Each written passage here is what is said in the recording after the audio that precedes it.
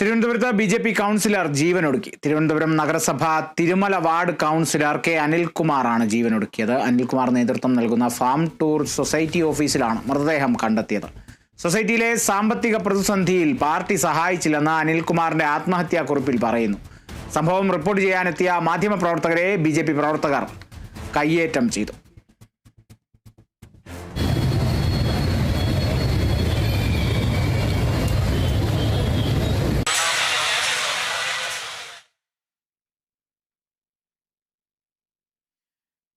ബിനോയ് ചേരുന്നു വിവരങ്ങളുമായി.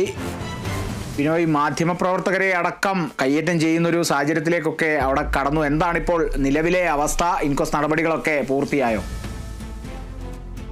ഇപ്പോഴും ഇൻക്വസ്റ്റ് നടപടികൾ പുരോഗമിച്ചു വരികയാണ്.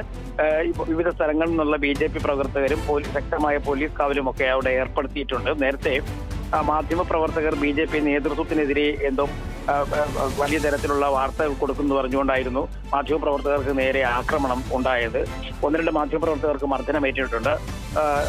ചില ആളുകളുടെ ക്യാമറയ്ക്കും കേടുപാടുകൾ പറ്റിയിട്ടുണ്ട്. ഇപ്പോൾ മാധ്യമപ്രവർത്തകരെല്ലാം അവിടെ നിന്ന് മാറി നിൽക്കുകയാണ്. അതേസമയം പോലീസ് ഇതിൽ ഇടപെട്ട് തുടങ്ങിയിരിക്കുന്നു.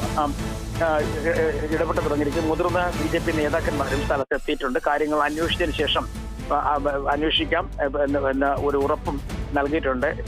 ഇന്ന് രാവിലെയാണ് കെ അനിൽകുമാറിനെ തിരുമലയിലുള്ള റീജിയണൽ ഓഫീസിൽ, അതായത് തിരുവനന്തപുരം നഗരസഭയുടെ തിരുമലയിലുള്ള റീജിയണൽ ഓഫീസിൽ ഈ കെ അനിൽകുമാറിന് സ്ഥലത്തെ കൗൺസിലർ എന്ന നിലയ്ക്ക് ഒരു ഓഫീസ് മുറി നൽകിയിട്ടുണ്ട്. ആ ഓഫീസ് മുറിയിലാണ് തൂങ്ങിമരിച്ച നിലയിൽ കണ്ടെത്തിയത്. രാവിലെ 9 മണി വരെ അദ്ദേഹത്തെ കണ്ടവരുണ്ടായിരുന്നു. അതിനുശേഷം ഓഫീസിലെത്തി വാതിലുകളടച്ച് ആത്മഹത്യ ചെയ്യുകയായിരുന്നു എന്നുള്ള വിവരമാണ് നമുക്ക് ലഭിക്കുന്നത്. അദ്ദേഹം നേതൃത്വം നൽകുന്ന ഫാം ടൂർ സൊസൈറ്റി എന്ന് പറയുന്ന സൊസൈറ്റി ചെന്തിട്ട, തിരുവനന്തപുരം നഗരത്തിന്റെ സമീപത്തുള്ള സ്ഥലമാണ്. ചെന്തിട്ട കേന്ദ്രീകരിച്ച് പ്രവർത്തിക്കുന്നുണ്ട്. കഴിഞ്ഞ കുറെ വർഷങ്ങളായി തിരുവനന്തപുരം നഗരത്തിൽ പ്രവർത്തിക്കുന്ന ഒരു സഹകരണ സംഘം കൂടിയാണിത്. ഇവിടെ നിന്നും നിക്ഷേപങ്ങൾ സ്വീകരിക്കുകയും ഒപ്പം പൈസ കടമെടുത്തുകൊണ്ട് ലോൺ എടുത്തു പോയവരുമൊക്കെ ഈ സ്ഥലത്തുണ്ട്. ഇതിൽ കഴിഞ്ഞ 2 ആഴ്ചയായിട്ടാണ് സാമ്പത്തിക പ്രതിസന്ധി കണ്ടെത്തി തുടങ്ങിയിരിക്കുന്നത്. കാരണം സ്ഥിര നിക്ഷേപകരിൽ ചിലർ തുക പിൻവലിക്കാൻ എത്തിയിരുന്നപ്പോഴേക്കും വളരെ വേഗത്തിൽ തുക കൊടുക്കാൻ കഴിയാത്ത ഒരു സാഹചര്യം ഉടലെടുത്തു.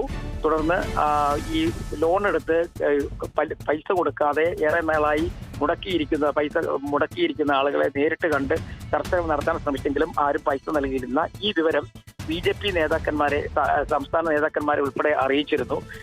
ബി.ജെ.പി. സംസ്ഥാന നേതാക്കന്മാർ ഇതിൽ കാര്യമായി ഈ ചർച്ചകൾ നടത്താൻ മുന്നോട്ട് വന്നിരുന്നില്ല എന്നൊരു ആരോപണമാണ് അദ്ദേഹത്തിന്റെ ആത്മഹത്യാക്കുറിപ്പിൽ എഴുതി വച്ചിരിക്കുന്നത്.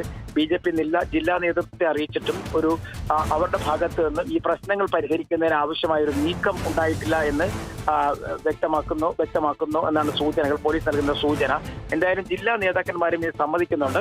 ഈ ബാങ്കിന് സാമ്പത്തിക പ്രതിസന്ധി ഉണ്ടായിരുന്നു. ഈ പ്രശ്നം പരിഹരിക്കുന്നതിന് വേണ്ടി നേതാക്കന്മാർ ഇടപെട്ടിരുന്നു എന്നുള്ള വിവരവും ബി.ജെ.പി. നേതാക്കന്മാർ തന്നെ സമ്മതിക്കുന്നുണ്ട്.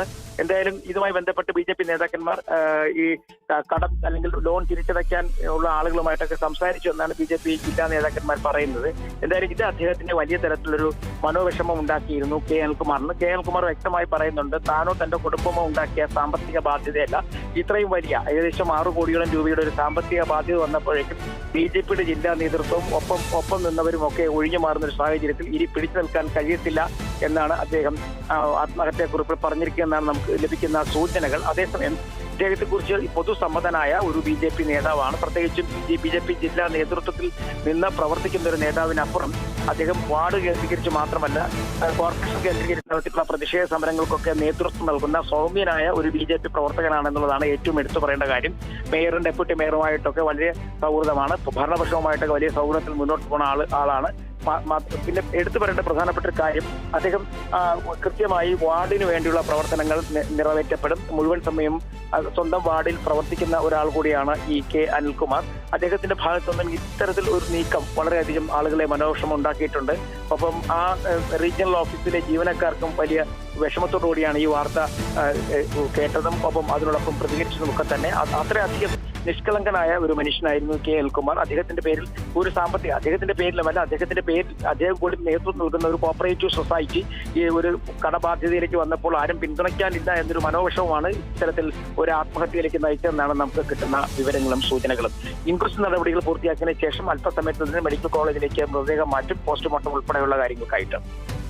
കളിത ബിനോയിയാണ് വിവരങ്ങൾ നൽകിയത്. തിരുവനന്തപുരത്ത് Thirumala ward councillor K Anilkumar ജീവനൊടുക്കി. അനിൽകുമാർ നേതൃത്വം നൽകുന്ന ഫാം ടൂർ സൊസൈറ്റി ഓഫീസിലാണ് മൃതദേഹമടക്കം കണ്ടെത്തിയത്. ആത്മഹത്യാ കുറിപ്പിൽ BJP നേതൃത്വത്തിനെതിരെ ഉള്ള പരാമർശങ്ങളടക്കം ഉണ്ട് എന്നുള്ളതാണ്. സംഭവം റിപ്പോർട്ട് ചെയ്യാനെത്തിയ മാധ്യമ പ്രവർത്തകരെ BJP പ്രവർത്തകർ കയ്യേറ്റം ചെയ്യുന്ന സാഹചര്യം വരെയുണ്ടായി.